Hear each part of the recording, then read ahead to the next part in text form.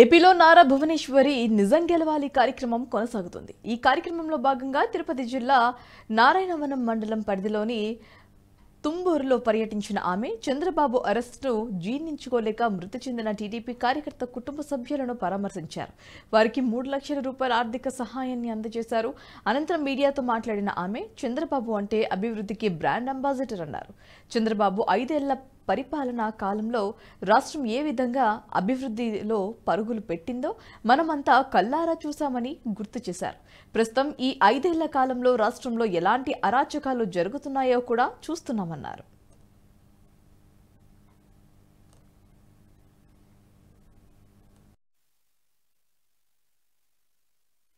ఇక్కడ నేను ఇంత ధైర్యంగా ఒకదాని మీ ముందుకు రాగలుగుతున్నానంటే అది మీరిచ్చే నా కొండంత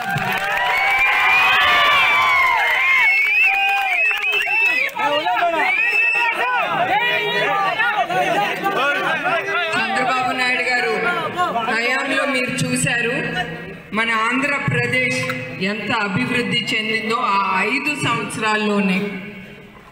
తర్వాత ఇప్పుడు ఈ ప్రభుత్వం చేసే అరాచకాలు మీ అందరికీ తెలుసు. మీరందరూ కూడా చాలా ఇబ్బందులు ఎదుర్కొంటున్నారు.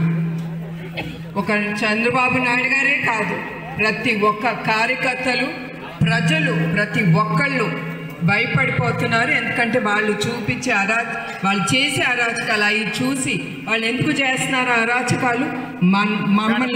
మిమ్మల్ని అందరినీ భయపెట్టి చేయటానికి ఇంట్లో కూర్చోబెట్టి వాళ్ళు మళ్ళీ ఓట్లు వేసుకుని బ్రతుకుతామని.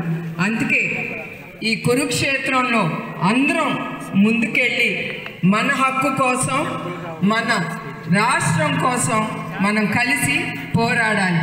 సయ్యా సయ్యా సయ్యా.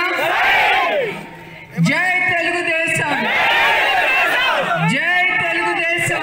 ఈ వీడియో మీకు నచ్చినట్టయితే లైక్ చేయండి, 10 మందికి షేర్ చేయండి. అలాగే కామెంట్ల రూపంలో మీ అభిప్రాయాలను మాతో పంచుకోండి. Nationalist hub group of channels ను సబ్స్క్రైబ్ చేసుకుని తెలుగునాట జాతీయవాద జర్నలిజాన్ని ప్రోత్సహించండి. ఈ వీడియో కింద ఉన్న బెల్ ఐకాన్ పై క్లిక్ చేయడం మర్చిపోవద్దు.